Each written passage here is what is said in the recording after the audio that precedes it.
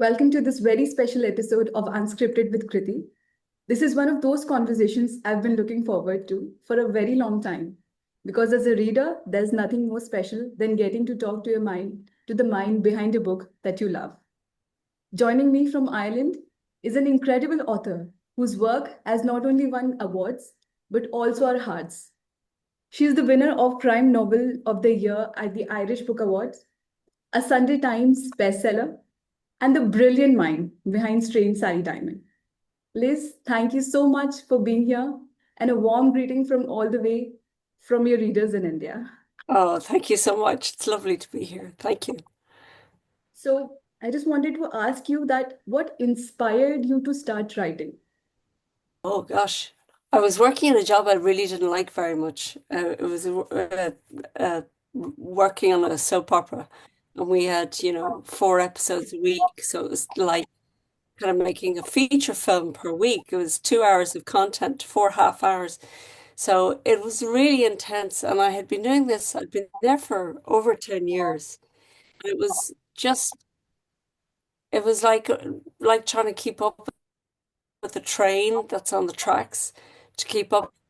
It was kind of a story machine. It eats up stories. And I had stayed there too long and I really wasn't enjoying it. And I had a new boss who I didn't like very much.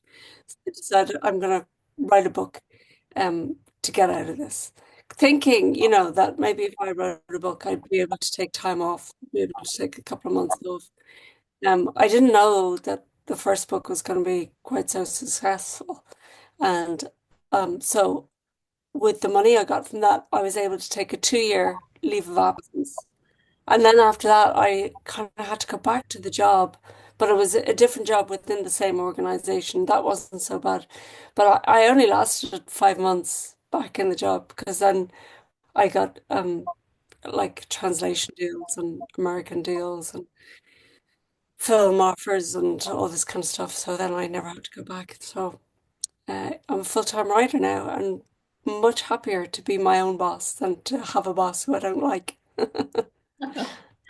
So, what's the hardest part of writing about a crime thriller? I think the hardest part of any writing is getting started, is having the original idea. Like, there's nothing more terrifying than the blank page staring at you with the cursor blinking, early at you.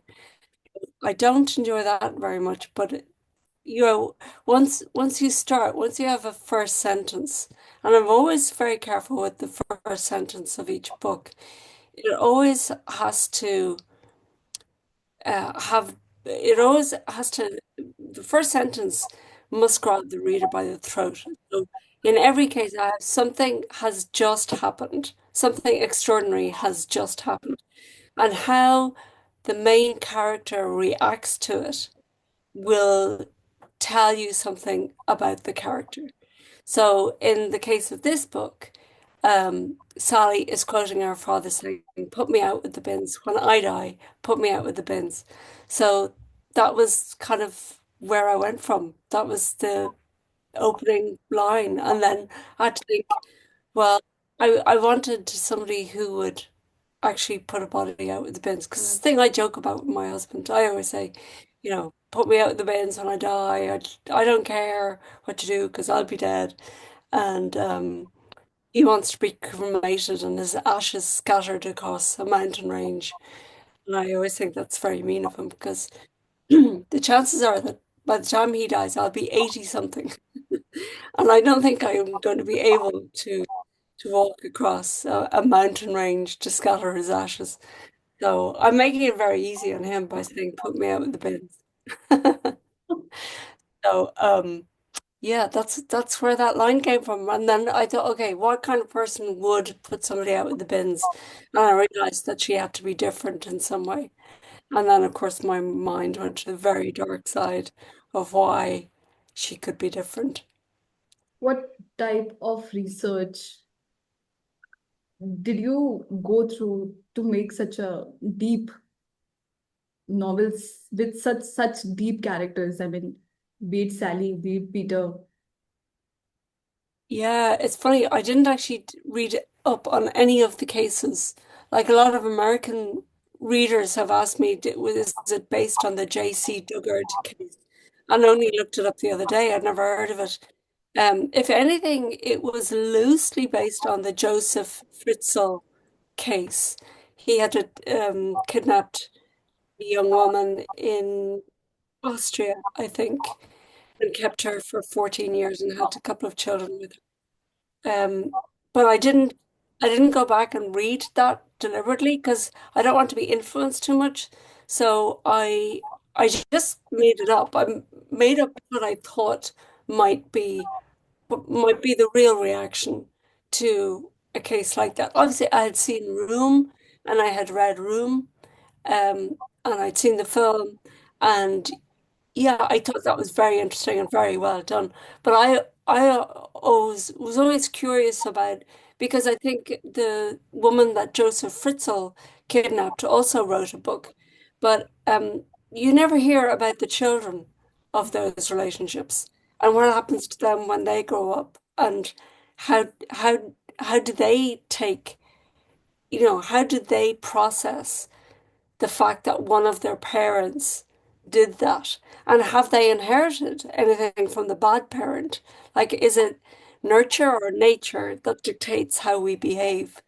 So I gave Sally and Peter, they were born in the same circumstances to the same parents, but the way they turn out as adults is very, very different.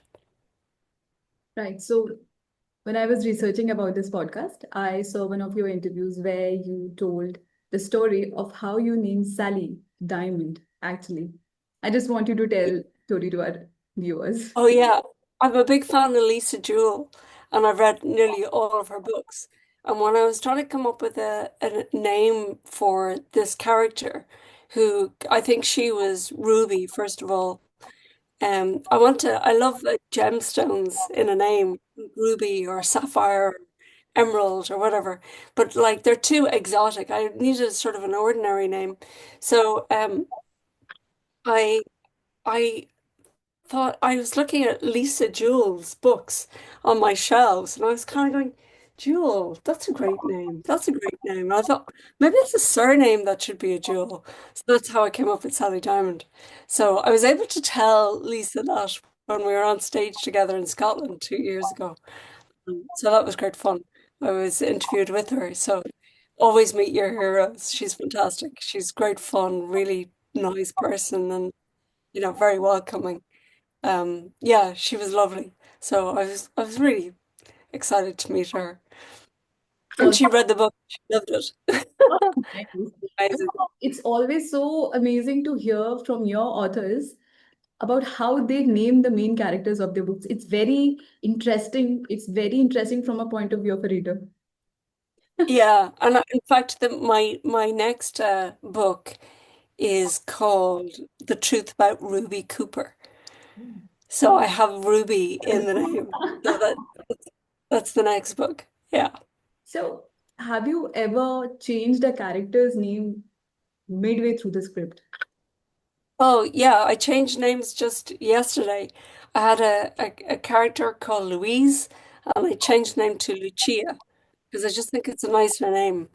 And it's also the the name of the daughter of James Joyce, who ended up in asylum. She's a very sad story about her. But Lucia is a character that used to be called Lucy. Erin in the next book, Erin used to be called Susie, but it was too close to Ruby. Ruby and Susie were sisters in this next book, so I had to change the name Susie to Erin.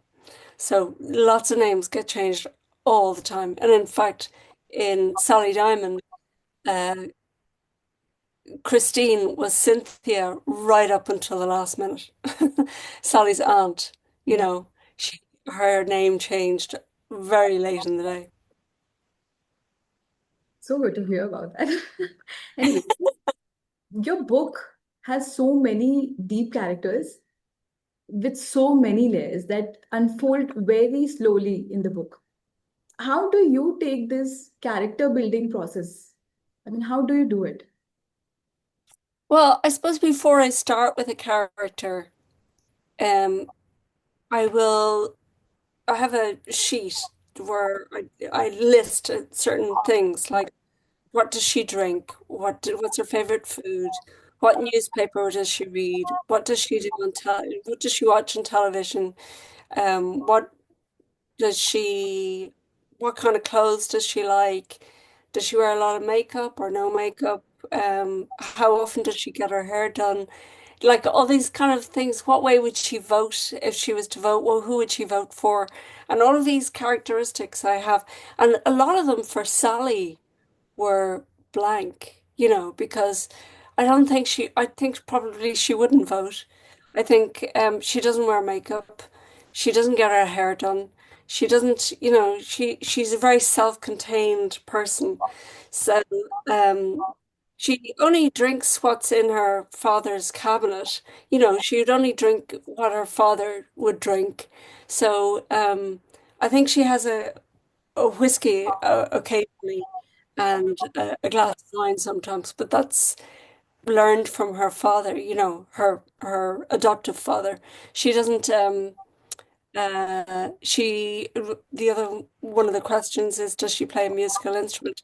And that became very important for me because I thought, wow, if she's what about if she's a gifted musician? I was going to be a violin in the beginning, and then I thought, no, no, make it a piano because it's a more substantial instrument, so it would take up more room in her life and in her story. And then I realized that her gift for playing the piano would be better if it was hereditary in some way.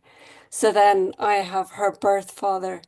It turns out that he has played the piano as well. But luckily she never finds that out. Oh, she does at She the does. end.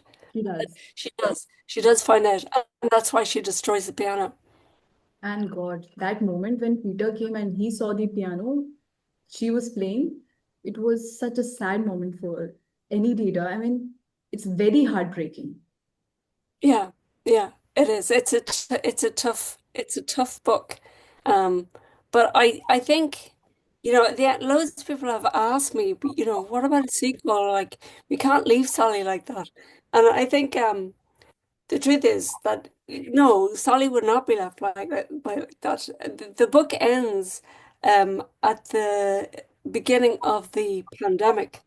So yeah, things are very tough in Ireland. The pandemic, everything was locked down for nearly 2 years. It opened briefly around Christmas 2020 and then closed again 2 weeks later. Lockdown was very long. I think it was one of the longest in the world. So, yeah, so at the time when the book finishes, she's not allowed to mix with other people. Like nobody's allowed out to mix with other people or to talk to other people. They're not allowed to visit each other's homes. But I think as soon as that is over, Sally will, during the pandemic, I think she will buy a violin online and then she'll teach herself to play it using YouTube. And by the time the pandemic is over, she'll be a very gifted violin player. And then she'll teach the local children how to play the violin. And she'll be their favorite teacher because she doesn't talk down to them. She treats them the same way as adults. I like So I think, yeah, that's a happy ending for Sally. We don't have to worry about Sally. one. Why did you not make Sally's mother name his son when she was rescued? I always wanted to ask you this. I mean, she was, Oh, but yeah. No, she didn't want to because she thought he was so horrible to her. In her mind, she saw this 6-year-old who she wanted to love, but when she met him, after not having seen him since she weaned him off her breast, he was taken away from her, and he was brought up to believe that all women are evil and bad, and that she herself was a witch. So he kicks her in her pregnant stomach. He's really violent towards her, and he's really horrible and nasty her, but only from his point of view because he's terrified. But from her point of view, she doesn't understand why is this boy so nasty, and she thinks he's inherited all of the badness of his father. So she doesn't want to admit that he exists. But later, when Peter discovers Sally, he's very interested of why his mother never named him. I think that was the trigger point for him to reach out Sally, was it? Yeah, he wanted. He thought that Sally would be the same as him. He wanted to meet somebody who had been through what he had been through. And he thought that Sally would be like him. But by the time he met Sally, she's gone to 2 or 3 years of psychotherapy. She has opened up. She has met other people. She has friends and neighbors who care about her.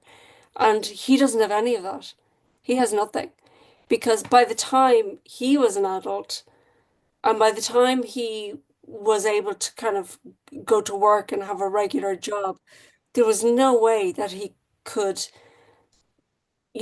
have friends, have normal friends, or relate to people in a normal way. Because the only the only person who was his friend was Lindy, his kidnap victim.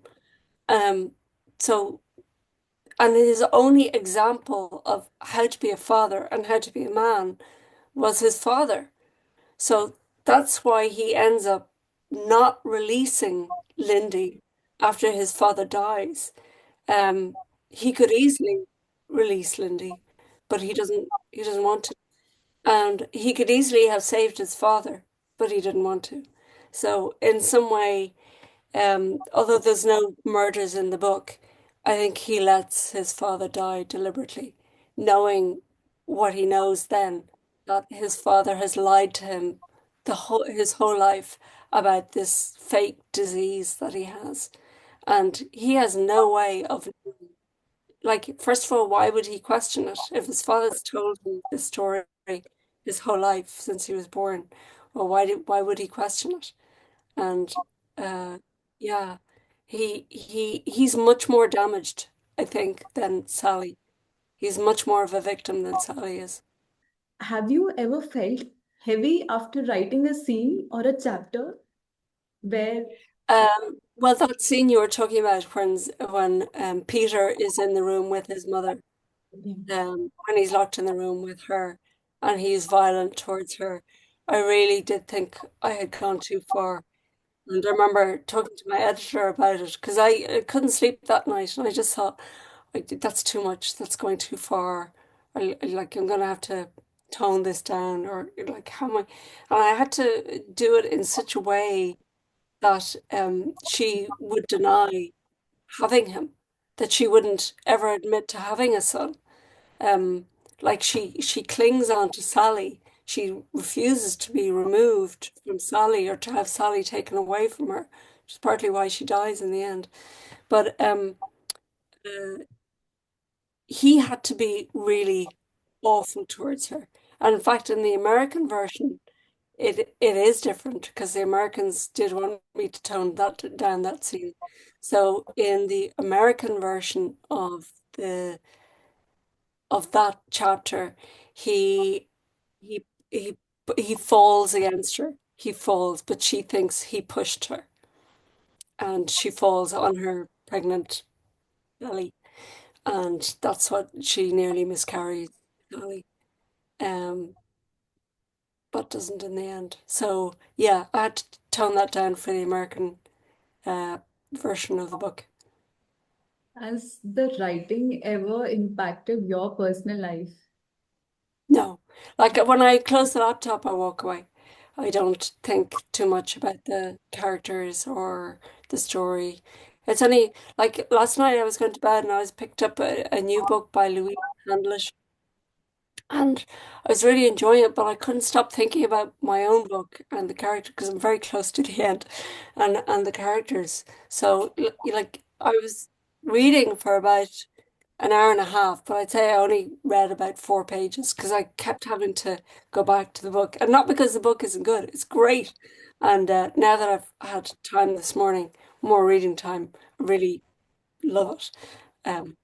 But yeah, I don't tend to bring the characters with me. It's a difficult job to do, I must say, because as a reader, it does affects a lot when you read a book so heavy and so touching in many ways. But while reading the book, though Sally was a very different character to relate with, there was a constant feeling of hope along the way. How did you manage that? Because even though she was very different, one while reading, while reading was having a very empathetic feeling towards her. I did not hate her at any point. In my mind, No. there was always hope for her. Yes, yes, How did you? because she had such a bad start in life that I started the journey of her transformation quite early when, like, her first interaction is with children, and it reminded me of Boo Radley in To Kill a Mockingbird, where he's fond of the children, the local children, and he leaves little treats in the hollow of a tree for them, but he does never speak to them. And he never comes out of his house except to save them at the very end of the book. Have you read To Kill a Mockingbird? Do you know that book? I know the book. No? No. Okay, okay. Well, it's it was that character, and but I thought if I rehabilitate her and just we'll see her journey to becoming integrated. It's going to be pretty boring. So I decided I would introduce the character of Peter, because Peter knows more about Sally than she knows herself. He knows exactly what the first 5 years of her life were like. Um, but she doesn't know herself. So he can explain to her. And when I started telling his story in the past, I knew then that they would have to meet at some stage in the future. So working towards that, well, I had to get rid of the father because I didn't want him to be around. I didn't want him to be a presence all the way through the book because he's too nasty. He's too vul- he's just I could ugh, he gives me the creeps. So I couldn't have him be in the book for too long. So I killed him off pretty early. But the effects of what he has done to his children, to both of his children, are, they last a lifetime. So anyway, switching gears to from a very heavy topic to some light fun. Just fun questions, whatever pops in your head. No serious thinking.